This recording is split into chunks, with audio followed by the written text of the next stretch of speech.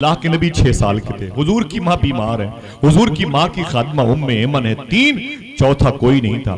قافلے والوں نے اپنے تمبو کنات اٹھائے، اپنے اونٹوں پر اپنے گھوڑوں پر سامان لاد رہے تھے، میرے آقا ان کو کھڑے ہو کے دیکھ کے رو رہے تھے۔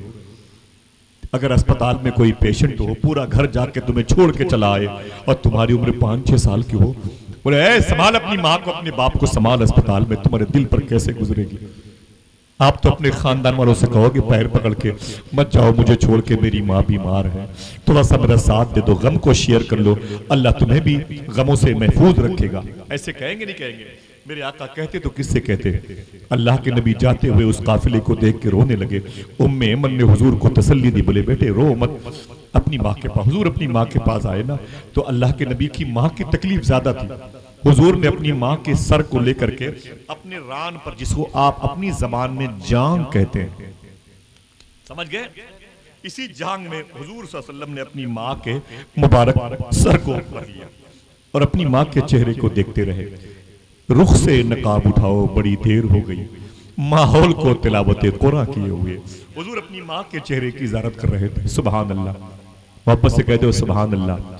معلوم ہے کیا ہوا؟ حضور کی ماں کی طبیعت زیادہ علیل سے علیل ہوتی گئی، اللہ کے نبی رونے لگے۔ سنو بھائیو صاحبو، سنو بھائی جان، حضور کی امی کی طبیعت بگڑتی چلی گئی، علیل ہوتی چلی گئی، ایسی طبیعت بگڑی نا تو حضور رونے لگے، حضور کی آنکھ سے آنسو نکلے نا تو حضور کی امی کے چہرے پر گرے۔ حضور کی امی نے آنکھ کھولی اور اپنے ہاتھوں کو اٹھا کے اپنے بیٹے کی آنکھوں سے پوچھا، کہا اے بیٹے محمد تو رو مت، تو رونے نہیں آیا ہے، رونے والوں کو ہنسانے کے لیے آیا ہے، ٹھہر جا میرے بیٹے، پریشان مت ہو۔ حضور فرماتے امی میں تیرے لیے کچھ نہیں کر سکتا، میں کہاں جاؤں تجھے لے کر کے؟ اے میری ماں، اس دیار غیر میں کوئی نہیں ہے جو پرسان حال ہو، کوئی نہیں ہے جو چند لفظوں سے میری معاونت کر سکے۔ آپ کی ماں نے کہا اے میرے بیٹے رو مت، تو پریشان مت ہو، اللہ تجھے آنے والے دنوں میں، فیوچر میں، مستقبل میں بڑی عظمتوں سے نوازے گا۔ اے میرے بیٹے محمد، میں دنیا سے جا رہی ہوں لیکن تجھے خدا کے حوالے کر کے جا رہی ہوں، تجھے خدا کے حوالے کر کے جا رہی ہوں۔ اے میرے بیٹے رو مت، میرے بیٹے رو مت، میرے بیٹے رو مت، اے میرے مولا میرے بیٹے کی حفاظت کرنا، اتنا کہا اور اللہ کو یاد کیا۔ حضور کی ماں نے، میرے آقا کی ماں نے آخری ہچکی لی اور اللہ کے نبی صلی اللہ علیہ وسلم فرماتے ہیں میری ران پر میری ماں کا انتقال ہو گیا۔ ذرا سوچو 6 سال کا بیٹا اپنی ماں کو مرتے ہوئے انتقال کرتے ہوئے دیکھ رہا ہے، کیسا کلیجہ رہا ہوگا اس صابر کا۔ کیوں نہ کہا جائے، اگر قرآن کہتا ہے اللہ صبر کرنے والوں کے ساتھ ہے تو سب سے بڑا صابر آمنہ کا لال ہے کہ نہیں ہے؟ میرے آقا فرماتے میری ماں کا انتقال میری گود میں ہوا تھا، میں تڑپ گیا، میں بار بار اپنی ماں کے پیشانی کو چومتا تھا، میں اپنی ماں کے رخسار کو چومتا تھا۔ اے میری ماں، اس دیار غیر میں مجھے چھوڑ کے کہاں چلی گئی؟ میں کیا کروں گا تیری لاش مبارکہ کو لے کر کے، کیا کروں گا؟ عجیب شان ہے اللہ کی، عجیب آزمائش میں اس کا حبیب ہے 6 سال کا۔ ام ایمن حضور سے لپٹ کے روتی، حضور اپنی ماں سے لپٹ کے روتے، کوئی چوتھا نہیں ہے جو حضور کے غم کو شیئر کر سکے، دور کر سکے۔ میرے آقا رو رہے ہیں اکیلے اپنی ماں کے جسم پاک کو دیکھتے ہوئے۔ ایک روایت میں ہے کہ کچھ قافلے والے آ گئے تو قبر کھودی گئی، ایک روایت میں ہے کہ حضور نے ام ایمن کے ساتھ اس ابوا کی پہاڑی پر قبر کھودی ہے۔ پہاڑ کو آپ قبر نہیں بنا سکتے جب تک 10-20 اس میں کدال، اس میں لوہے کے سامان نہ لگ جائیں، لیکن اس پہاڑ کی شان بتا دوں آپ کو، وہ پہاڑ کدالوں کا محتاج نہیں ہے، وہ پرت در پرت اس پہاڑ کی چٹائی نکلتی ہے، پرت در پرت نکلتی ہے۔ اتنی بڑی آپ وہاں گٹی ہٹائیں نا، اٹھائیں تو لمبی سی ایک پٹرے جیسی پتی نکلتی ہے، عجیب شان ہے۔ اللہ نے اپنے حبیب کی ماں کے تدفین کے لیے اس پہاڑ کے سینے کو نرم کر دیا۔ حضور نے اپنے ہاتھوں سے 6 سال کے ہیں، اگر کہو تو اس بچے کو پھر کھڑا کر دے، میرے آقا نے اپنے ہاتھوں سے اپنی ماں کی قبر بنائی۔ جس کپڑے میں حضور کی ماں تھی اسی کپڑے میں اللہ کے رسول صلی اللہ علیہ وسلم نے اپنی ماں کو دفن کیا۔ اپنی ماں کی قبر سے لپٹ کے حضور رو رہے تھے، میرے آقا رو رہے ہیں۔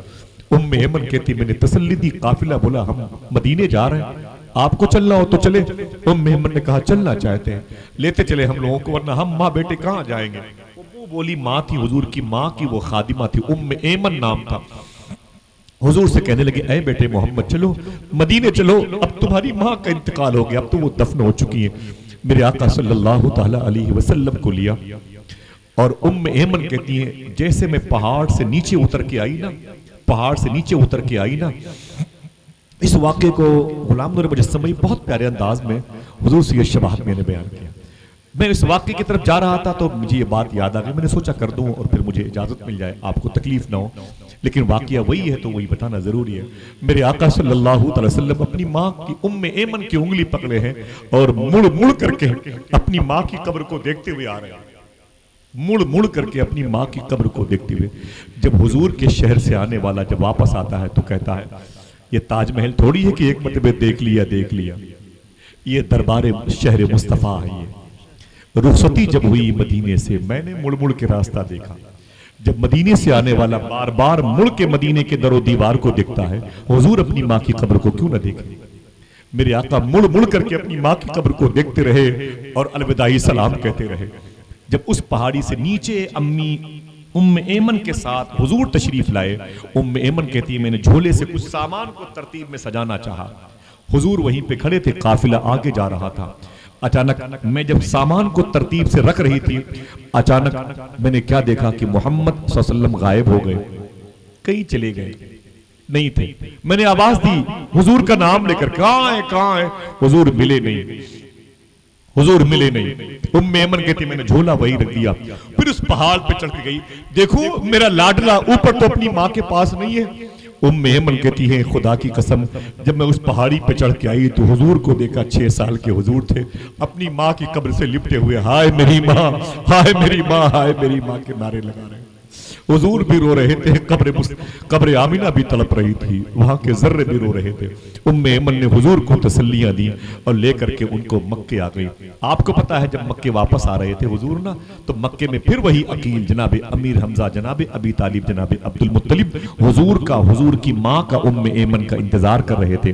جیسے آپ عمرہ کرنے والے حاجی کو کے استقبال کے لیے الہ آباد ایئرپورٹ پر اسٹیشن پہ چلے جاتے ہیں, وہ سارے لوگ پھر آ گئے.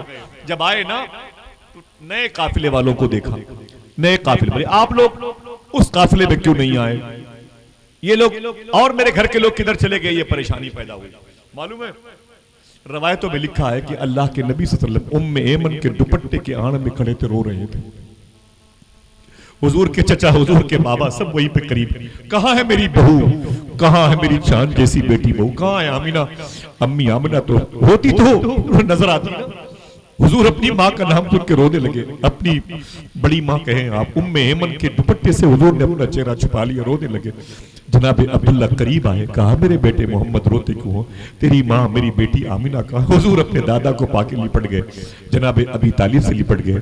فرمایا کہاں ہے تیری ماں, میرے لال کہاں ہے. حضور رو کے بولے میری ماں کا ابوا شریف میں انتقال ہو گیا.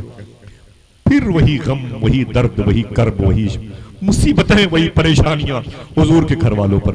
اے لوگوں ذرا سوچو, پیدا ہونے سے ابھی 2 مہینے کے حضور اپنی ماں کے پیٹ میں ہیں اور باپ کا انتقال ہو گیا ہے. ابھی کل 6 سال کے حضور ہے, ماں کا انتقال ہو گیا. حضور سے بڑا صابر کون ہوگا زمین پہ, مجھے بتاؤ تو صحیح. ذرا سا زکام بخار ہو جائے تو جمعہ کی نماز بھی چھوڑ دیتے ہیں.